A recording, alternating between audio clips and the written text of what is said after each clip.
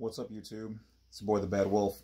All right, so some people, including one of my friends who's new to this, kind of asked, well, what is a U.S. national?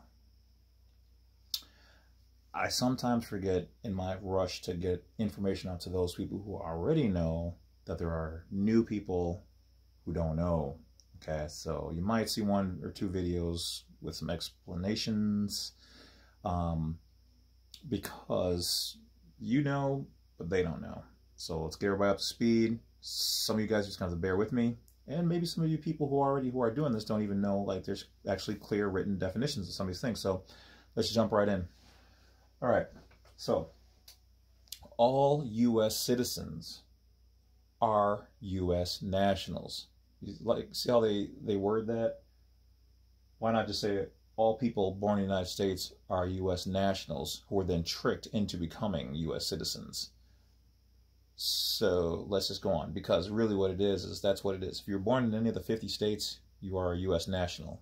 You acquired your U.S. citizenship, and that U.S. citizenship is to the nation, which is the federal corporation, who have issued out that they're presenting people with what looks like the very thing that you were born already in. So they mimicked it. That'd be like if I said, I've got, grape flavored now and laters, and I give those out, but then I'm also like, I have great laters and nows. Isn't that the same thing? No, it's different, because when they play with words and they're not exactly the same words, they're different. So that's why they say all U.S. citizens, because you've acquired that. And if you are a U.S. citizen, it's because you've acquired that. Oh, and by the way, you're also a national. No. You are a U.S. national who then later acquired bogus U.S. 14th Amendment citizenship. All right, but let's go on. All U.S. citizens are U.S. nationals, but there are some U.S. nationals who are not U.S. citizens. Therefore, this article discusses only U.S. nationals that are not U.S. citizens. So that kind of makes people freak out. Oh, it's not me. I'm a U.S. citizen. I'm freaked out. No, you're a national, and you have U.S. citizenship. You have dual citizenships here because Congress allows for them to have created the two different distinct citizenship levels. Just like I created my own jurisdiction or micronation, and I have my own citizenship with that. Other places and countries have the same thing. So that part of Congress got together and said, we want to offer the slaves citizenship. They weren't born here, so we can't give them sovereign U.S. national citizenship, but we can create an entire nation just for the blacks and Spanish and Mexicans and Native Americans and Chinese and Philippines and whatever else. Their own level of controlled, cops can beat you up and you have to be a part of the lockdown ass nationality. I mean, U.S. citizenship. Okay? So that's what that is. As we go on, definition. And this is right from the immigration website. So, like I said, when I bring you guys stuff, it's the real deal. All right? A U.S. national is a person born in or having ties with an outlying possession of the United States. Okay, so let's just break that down for a second. So you're saying that a U.S. national is a person who's born in or has ties to an outlying possession of the United States. Okay, and because they use the small lettering here, they mean the United States of America. If it's in all caps, they're probably talking about the federal corporation.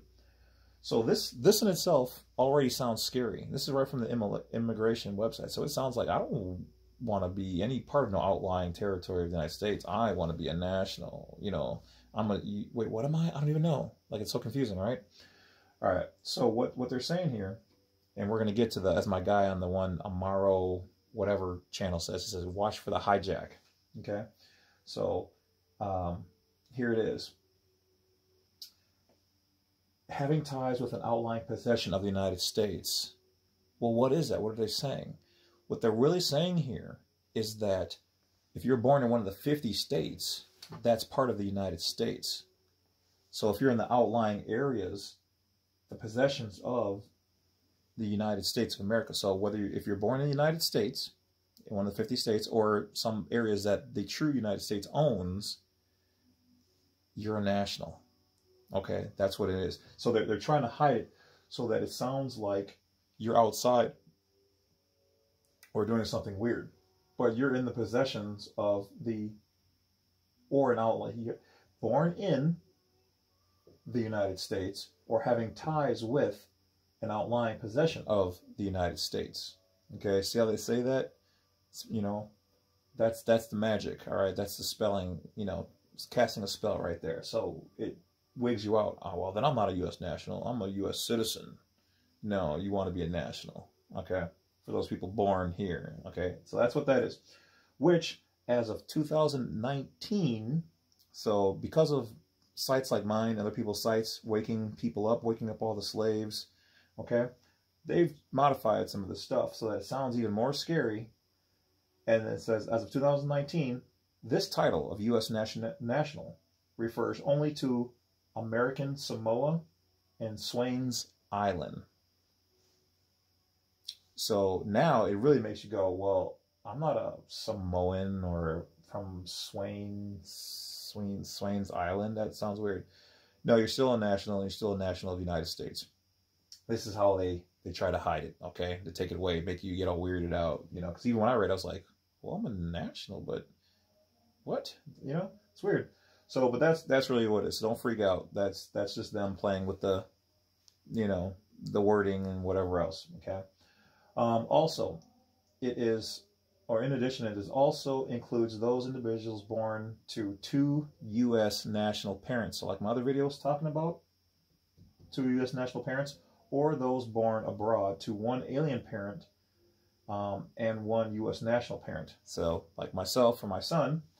Additionally, there is a residency requirement for the parents of the child prior to birth in order to transmit U.S. nationality. So, but he was already born here, so we're good. And then it goes into talking about past U.S. nationals.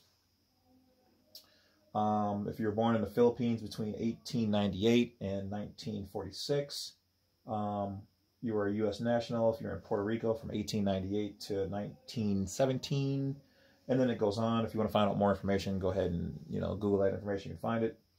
So what are the rights and restrictions of a national? People are like, well, okay, why are you a national, you know, Mr. Wolf? Why is that such an important thing? What do you really get out of it? What do you really get out of it? That's all I hear all the time. It's not what I'm getting out of it. It's what you have to deal with, okay? Things that I don't have to deal with, you have to deal with.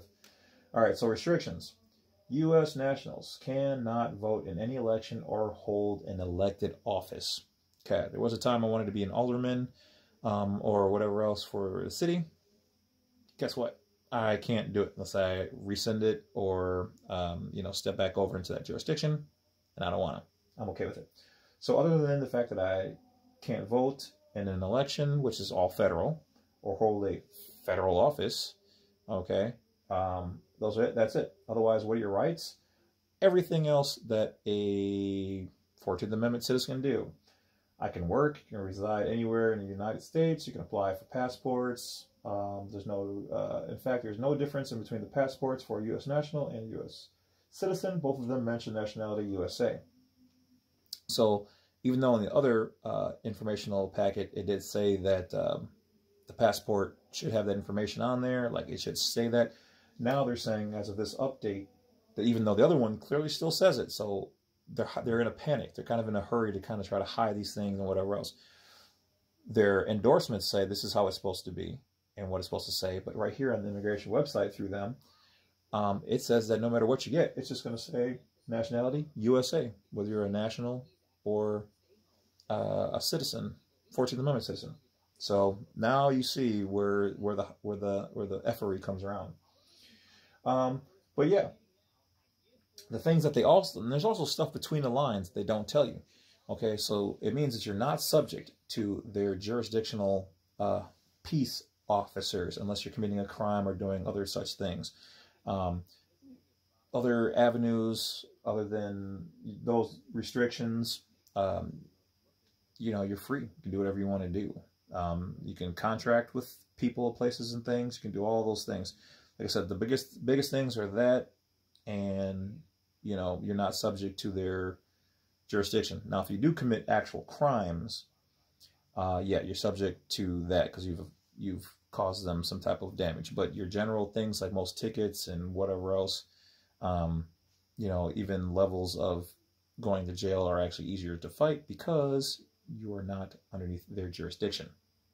Okay, so that does not mean go out and do stupid stuff. It does not mean you're this magic silver bullet for everything. It just means that you have more protection in certain areas.